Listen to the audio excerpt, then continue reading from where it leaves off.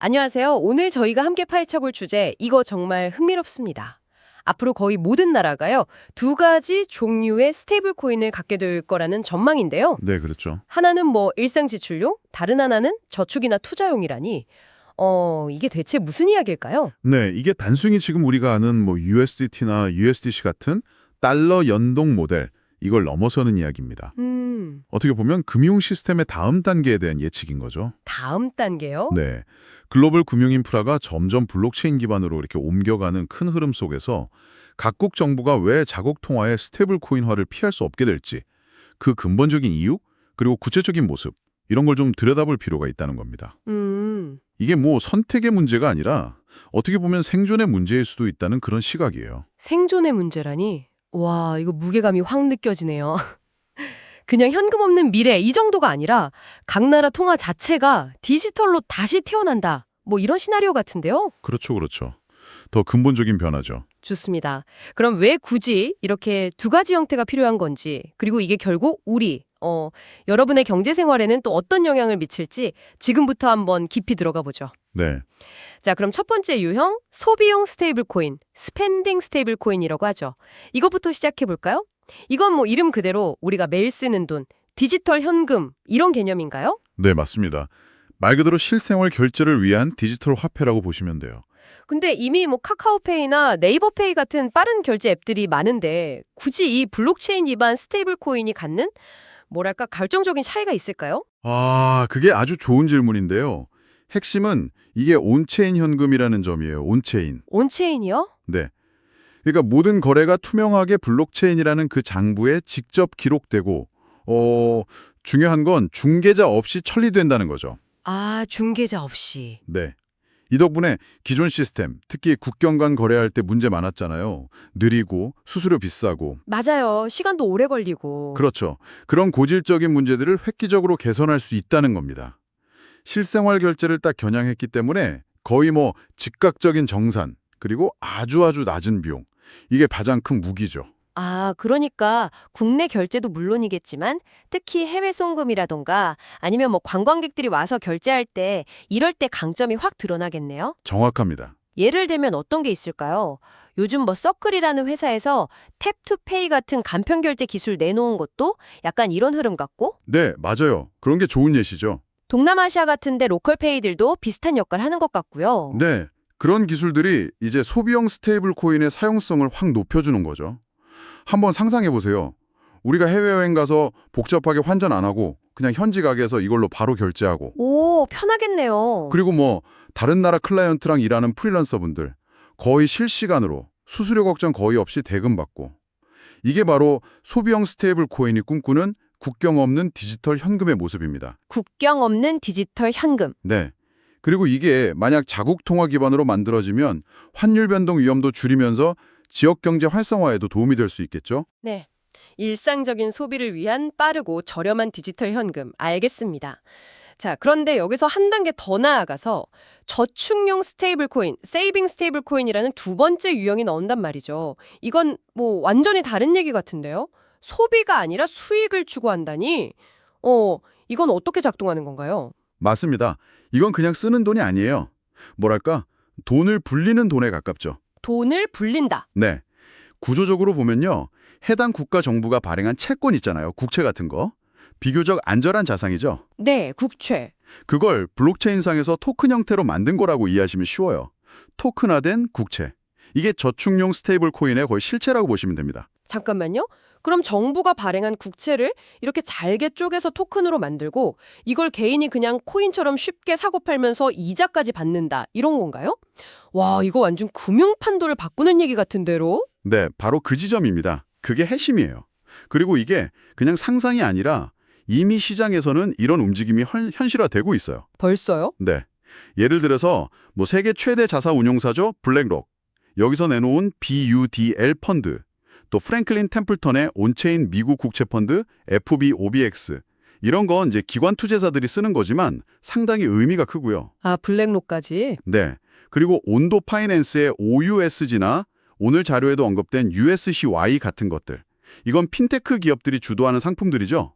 심지어 이터퓨즈 같은 프로젝트는 아예 이런 각 나라 국채를 토큰화하고 유통시키는 그 인프라 자체를 만들려고 하고 있어요. 와, 진짜 큰 그림이네요. 그럼 이게 기존에 우리가 그냥 은행에 예금하거나 아니면 증권사 통해서 국채 사는 거랑 근본적으로 뭐가 다른 거죠? 가장 큰 차이는요. 직접성, 그리고 투명성, 또 효율성 이 세 가지로 볼 수 있습니다. 직접성, 투명성, 효율성. 네. 기존에는 우리가 은행이나 증권사 같은 중간 기관을 꼭 거쳐야 했잖아요. 그렇죠. 수수료도 내고. 맞아요. 근데 이 모델에서는 개인이 블록체인 위에서 직접 이 토큰화된 국채를 보유하고 이자를 받을 수 있게 된다는 거예요. 모든 거래 기록은 블록체인에 투명하게 다 남고요. 이론적으로는 24시간 거래도 가능해지고 중개 수수료도 당연히 줄어들 수 있겠죠. 이야. 말 그대로 은행 예금이나 기존 채권 투자를 대체할 수 있는 완전히 새로운 방식의 디지털 저축 시대가 열리는 셈입니다. 그런데 여기서 약간 근본적인 질문이 생기는데요.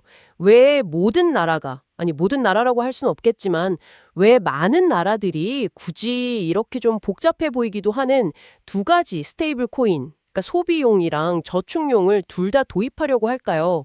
오늘 자료 보니까 eat or be eaten, 잡아먹거나 잡아먹히거나 이런 표현까지 나오던데 이게 정말 그 정도로 절박한 문제인가요? 네, 그 표현이 어떻게 보면 상황의 심각성을 아주 잘 보여준다고 생각해요. 국가적인 차원에서 이 두 가지 모델을 도입하려는 데는 피하고 싶어도 피하기 어려운 아주 강력하고 현실적인 이유들이 몇 가지 있습니다. 어떤 것들이죠? 첫째, 그리고 아마 가장 중요한 이유일 텐데요. 바로 달러화 혹은 다른 특정 외화에 의한 경제 잠식을 막기 위해서입니다. 아, 달러와 방어. 네. 만약에 한 나라가 자체적인 디지털 통화, 특히 자기 나라 통화 기반의 스테이블 코인을 제대로 갖추지 못하면 어떻게 될까요? 글쎄요. 외국 코인이 들어오려나? 그렇죠. 이미 강력한 네트워크를 가진 USDT나 USDC 같은 달러 연동 스테이블 코인이 그 나라 금융 시스템을 그냥 급속도로 파고들 겁니다. 이건 결국 자국 통화의 힘이 약해지고 정부가 통화 정책을 제대로 쓸 수 없게 되는 상황으로 이어질 수 있거든요. 주권을 잃는 거네요. 어떻게 보면. 맞습니다.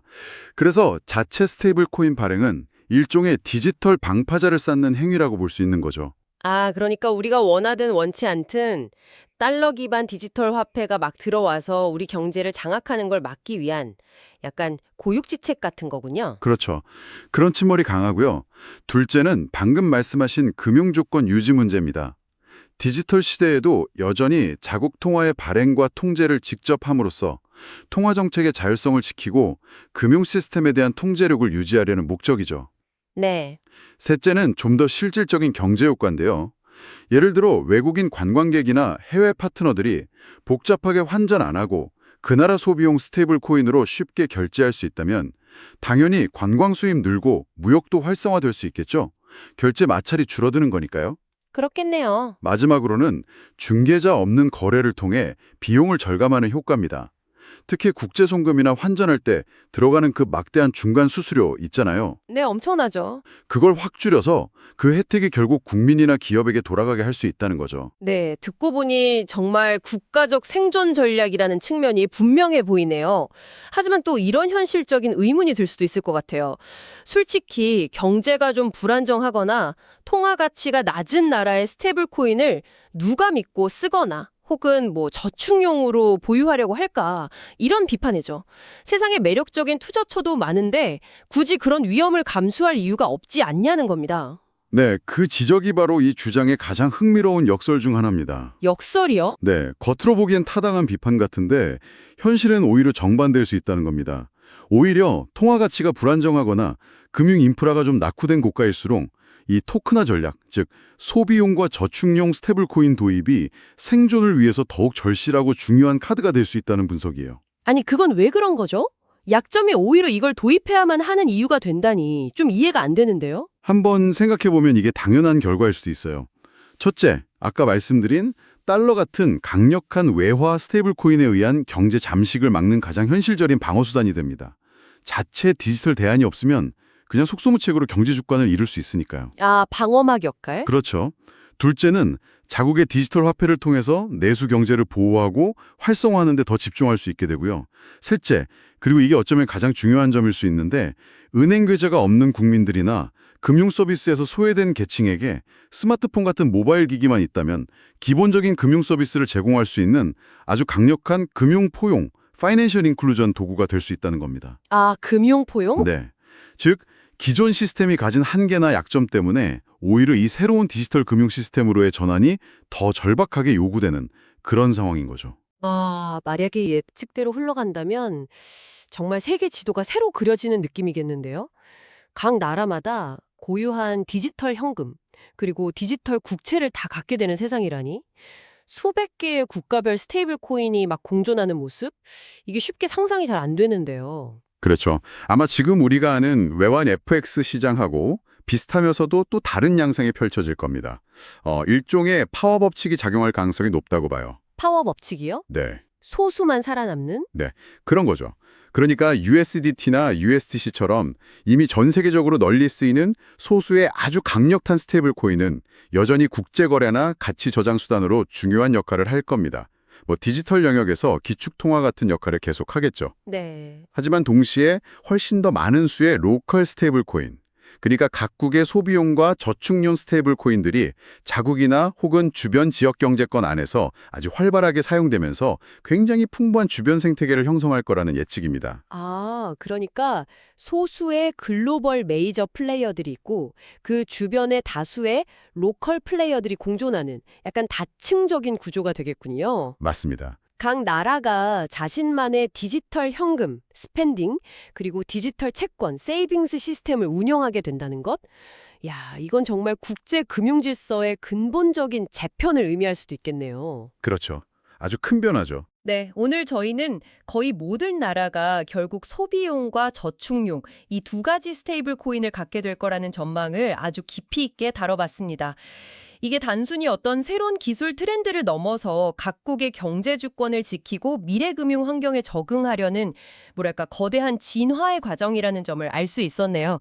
아까 그 이롤비 이튼이라는 말이 계속 귓가에 맴돕니다. 네. 그리고 이 거대한 전환기에서 누가 승자가 될지도 한번 지켜볼 만한 포인트입니다. 예를 들어서 각 나라의 국채를 효율적으로 토큰화하고 또 안전하게 관리하고 쉽게 거래될 수 있도록 만드는 그런 기술 인프라를 제공하는 기업들.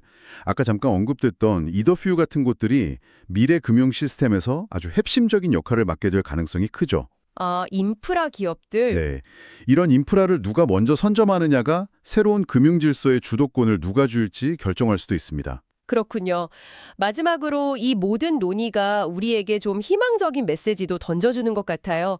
오늘 자료의 결론에도 나와 있듯이 더 많은 통화가 온체인으로 올라올수록 더 많은 사람이 금융의 중심으로 들어오게 될 것이다. 네. 중요한 메시지죠. 기술 변화가 단순히 효율성 개선에만 그치는 게 아니라 전 세계적으로 더 많은 사람들에게 어떤 경제적인 기회를 열어줄 수 있다는 가능성을 보여주는 것 같아서 의미가 있는 것 같습니다. 여기서 딱 한 걸음만 더 나아가서요. 듣고 계신 여러분과 함께 고민해볼 질문을 하나 던지면서 마무리하고 싶습니다. 네, 어떤 질문이죠? 만약 이 예측대로 거의 모든 국가가 자국의 저축용 스테이블 코인, 그러니까 토큰화된 국채를 다 갖게 된다면 그 다음엔 어떤 일이 벌어질까요?